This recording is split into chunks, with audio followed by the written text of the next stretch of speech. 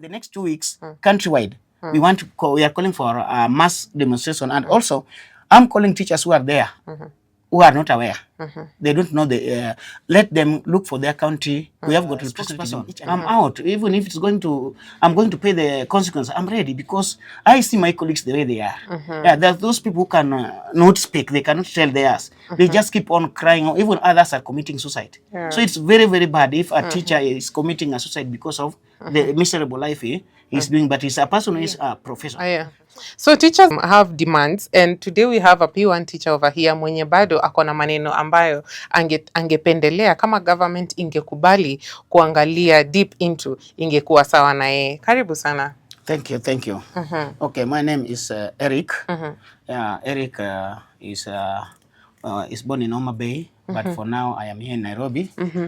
This is where we are hustling. Okay. So Eric is one of the spokesperson who is airing out the teachers' areas of concern. So we teachers, we have got various areas of concern which we need the TSC to work on before we go for the demonstration, which we have planned to take in the next 2 weeks. Yes. So for how long has this issue been going on? Okay, it's so long. It's only that the teachers have kept quiet for longer time, but now they have decided now they want to come out. If now they can get their right, because there is a lot of segregation which is taking part in the way TSC are employing teachers, because we don't get clearly the roadmap of TSC. Which are some of the qualifications which they need at TSC, a P1 teacher to acquire for that person to be employed. Why are you saying so? It's because most of the cases, yearly, the government announces the vacancies. And when they announce the vacancies, there are some of the requirements which they need us to have. And also, as we did P1 certificate, they have also been telling us to upgrade to meet the standard of CBC, which of course the other time they told us to go and do upgrading, which most of us went. And we did it in the aim that after doing it, then that one automatically, now you are equipped that you can do you can teach in CBC line the way the curriculum wants. But it comes now this year when they announces and when we go to do the interview, it as if now those who went to do upgrading, it was like nothing, because they were not being considered. Out of the marks which were being awarded, those who did upgrading were being given 5 marks only.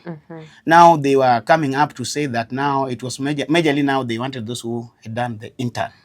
So the other year, 1 year back, they were for the upgraders. So they keep on changing their system.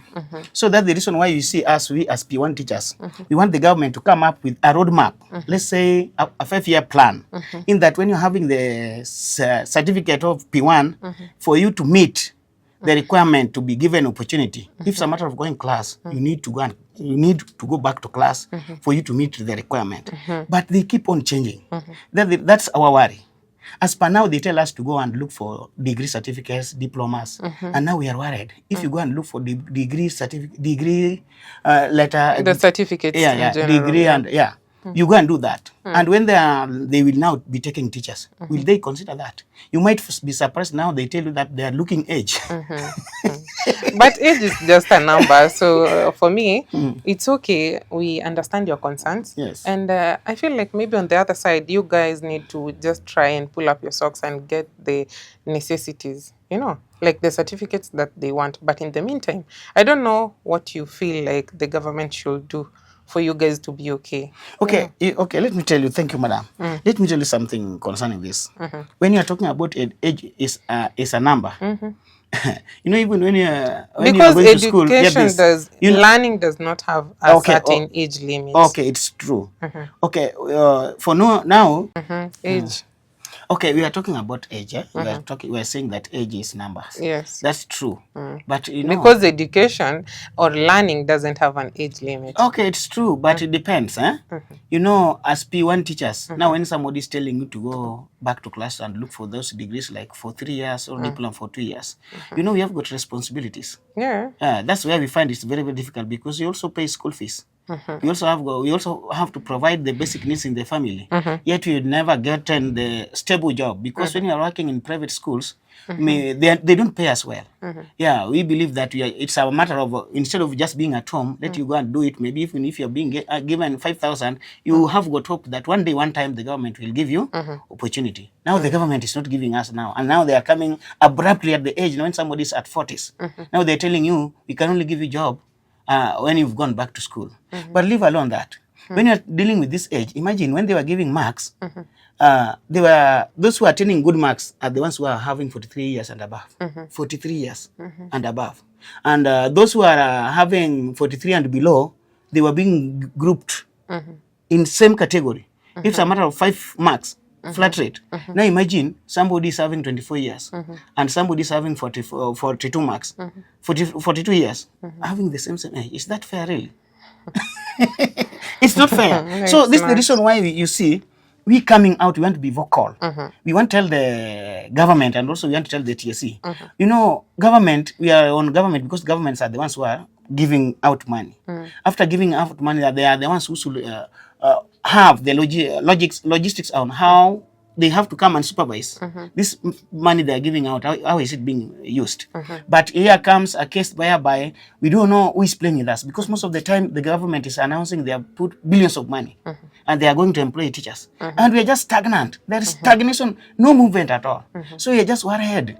What's happening in the country? Who is sleeping in his or her job? Is it the government or the TSC?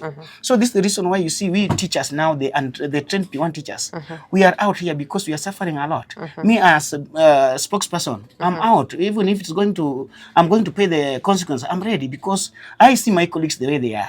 Yeah, there's those people who can not speak, they cannot tell theirs. They just keep on crying. Even others are committing suicide. So it's very, very bad if a teacher is committing a suicide because of the miserable life he is doing, but he's a person who is a profession. So that's the reason why you see me coming out. I want to encourage most of the teachers, let us speak. Jesus did it, and they eventually were heard, and we saw if there were some of the people who are in the government who are not doing their work diligently, we saw them, they were kicked out.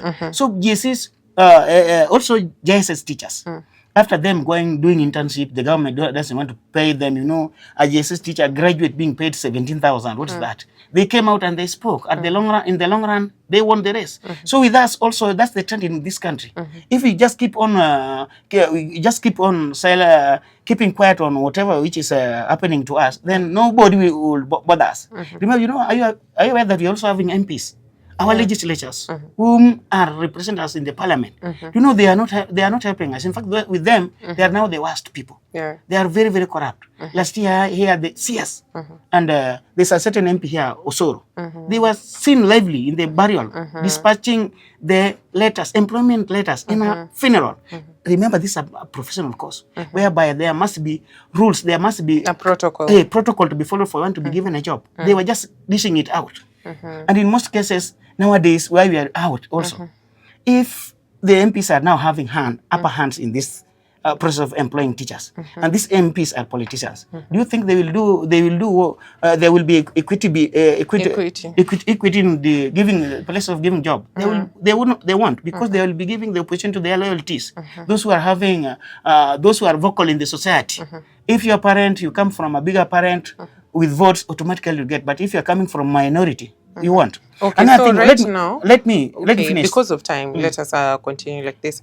I need you to tell me, what are the ways you guys feel like you want to handle this issue between you guys and the government and the TSC? Okay, ways of handling this.